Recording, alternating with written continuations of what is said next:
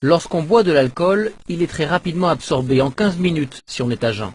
Une petite quantité est d'abord absorbée au niveau de la muqueuse buccale et par l'œsophage, le quart est absorbé par l'estomac et ce qui reste par l'intestin grêle.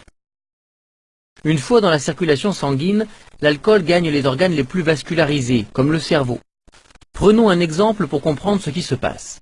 Quand nous sommes stressés, il existe un mécanisme naturel qui va nous calmer. Vous allez voir deux neurones et leurs synapses, l'espace qui les sépare.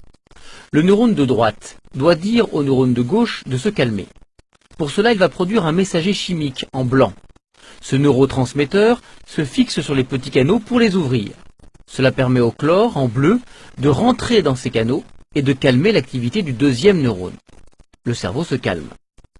Quand on consomme de l'alcool en rouge, il se fixe sur les canaux et les ouvre davantage et plus longtemps.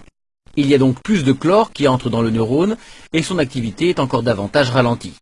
Le temps de réaction est donc augmenté, la concentration et l'acuité visuelle sont diminuées, le champ visuel se rétrécit. À long terme, la consommation chronique d'alcool dégrade la fonction de différents organes.